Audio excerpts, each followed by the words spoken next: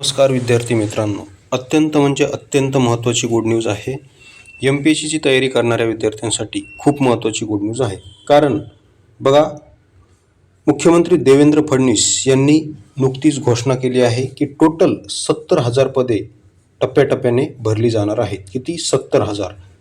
आणि त्यापैकी तब्बल 20,000 पदे ही MPSCकडून भरली जाणार आहेत.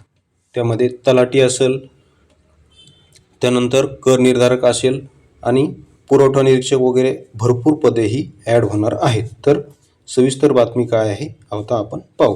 तर बघा, मोठी घोषणा, MPSC मार्फत 20,000 पदांची भरती, फडणवीस सरकारचा मोठा निर्णय. बघू शकता तिथं, राज्यातील सरळ सेवा भरतीतील गैरप्रकार रोखण्यासाठी मुख्यमंत्री देवेंद्र फडणवीस यांनी ऐतिहासिक निर्णय घेतला आहे. आता गट ब गट क संवर्गातील 20,000 पदांची भरती थेट MPSC मार्फत केली जाणार आहे. सरळ सेवा भरतीमध्ये होणारे गैरप्रकार रोखण्यासाठी सर्व परीक्षा महाराष्ट्र लोकसेवा आयोगामार्फत घ्या अशी अनेक वर्षापासून विद्यार्थी संघटनांची मागणी अखेर शासनाने मान्य केलेली आहे. गुरुवारी शासन निर्णय जाहीर झाले असून राज्य शासनाच्या अखत्यारीतील सर्व शासकीय कार्यालयातील गट ब अराजपत्रित व गट क संवर्गातील पदे 2026 नंतर महाराष्ट्र लोकसेवा आयोगामार्फत भरण्यात येणार आहेत. यासाठी मुख्यमंत्री देवेंद्र फडणवीस स्वतः आग्रही आहेत. काही दिवसांपूर्वीच MPSCकडून यासाठी हालचाली करण्यात आल्या.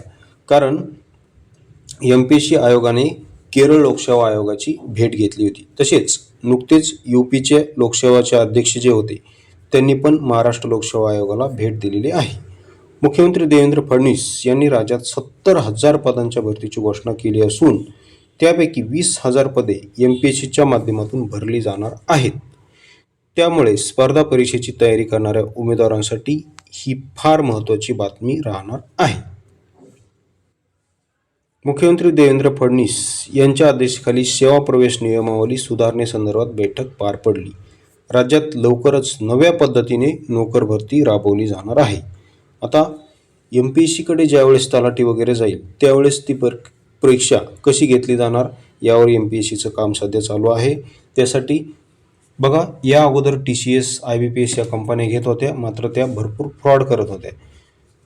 कारण त्या एकच एक्झाम घेत असल्याने तिथे फ्रॉड व्हायचे चान्सेस जास्त होते.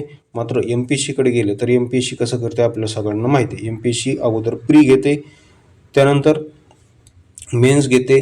अशा प्रक्रिया पार पाडून MPSC परीक्षा घेते. एकदम पारदर्शक परीक्षा होत असते. ऑनलाईन नसल्यामुळे MPSC परीक्षा ही एकदम पारदर्शक होत असते.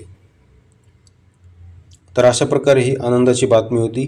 आणि जर तुम्हाला आपल्या पॉलिटी आर्टिकल्स ट्रिक्सची जर तुम्ही पेड PDF घेतली नसेल, तसेच सायन्स आणि इंग्लिश व्होकॅब्युलरी ह्या संपूर्ण आपल्याकडे ट्रिक्स पेड PDF बनवलेले आहेत.